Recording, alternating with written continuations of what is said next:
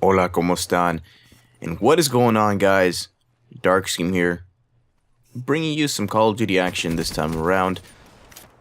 Got a little late start to the game, but today I wanted to talk to you guys about games and reviewing games. Now, what sprouted this real, epiphany of mine was how movies are reviewed, and movies that are reviewed for Oscars as well. And the biggest difference between movie reviews and game reviews is that everybody can have a different experience, of course, and everybody has different taste. So that kind of connects both games and movies.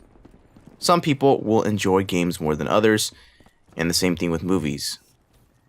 Now, the way that it works as far as Oscar-nominated movies is that Oscar reviewers are given a copy of the movie on a DVD. This means that they have the advantage of being able to skip through the longer parts, the longer drawn out parts of the movie, and watching the good parts. This also means that there's a difference between an Oscar-nominated movie that the reviewer watches and an Oscar-nominated movie that you watch in theaters. People who go watch movies in theaters do not have the ability to fast forward or to rewind to any other part of the movie. You have to sit through it without any real control. So if for whatever reason you miss something in the movie, you cannot go back. You have to rewatch the movie all over again. So for video games, this feels like it's very similar. Not in that the video game reviewers have control of what they play, but it is in a controlled environment. When a video game comes out, you play the game the way you want to play it, and if you are not doing something right or you're doing something wrong, quote unquote, then things are a little bit different. You won't enjoy the game as much. You won't really get the same feeling as if somebody had shown you, hey, check out this game.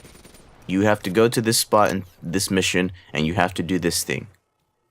And a lot of the times, that is usually the difference between somebody playing and experiencing their own game and them getting a second opinion from a reviewer. Now, it is a little bit different nowadays as we have things like YouTube, in which people review games and they give their honest opinion about it. But at the same time, it's hard to really identify and give a justified rating for a video game. Recently, there has been a thing in which reviewers don't really give a video game a 5-star review or a 10 out of 10 review. Usually, it's should you play this game, and if you're a certain type of video gamer, should you pick up this game? Now, that goes into the fact that when you rate a game 8 out of 10, 7 out of 10, 5 out of 10, whatever it may be, it's that most of the time, a 7 out of 10, for some people, is great. They'll be able to pick up a $60 game. But for others, a 7 out of 10 means that it is not worth it for you to pick up that game whatsoever. So once again, it's all based on a person's perspective on ratings. Now, if somebody said and told me, hey, this game is for those who like RPGs, it's really fun, you'll get a ton of hours out of it, then sure, I'm going to pick up that game. But if somebody said, this is a really fun real-time strategy game, and you'll get a ton of hours out of it, I might be 50-50 about it, because in one aspect, I am not a big real-time strategy player, but in the other, I do like that it does give me a ton of hours to play a game. Now, of course, it is a little bit tougher nowadays to continue to review games, because when the game releases, is completely different to what a game might be a few months down the road, even a few weeks down the road. Nowadays, with Call of Duty and the multiplayer experience, that is the best example that I can give. Any real multiplayer experience that has continued support for it will continue to grow and evolve as a game.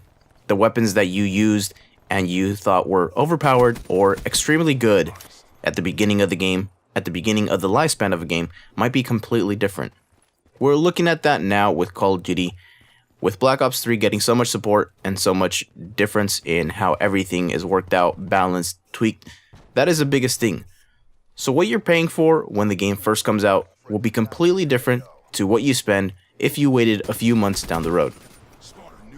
This is kind of putting video games in a state in which it isn't really necessary to buy a game day one unless your friends are playing it.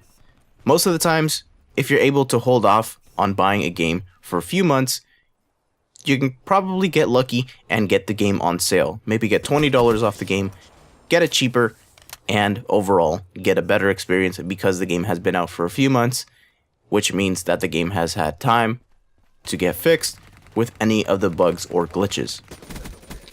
And most of the time, that's usually how it is nowadays with games. It's a little tough, and it all comes down to how do we really review games. Because we give the review of a game on day one, but once that game is out and it includes more updates, more tweaks and fixes, it's a little bit tougher to look back at that day one review and think, yeah, you know what, that is a fair rating for the game.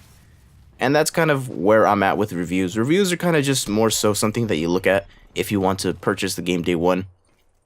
A few months or a few weeks down the road, if you're looking at a game, you might want to look into the community a little bit more, because chances are, if it has a multiplayer aspect to it, it has probably changed since its day one release. But that is pretty much it for me today, guys.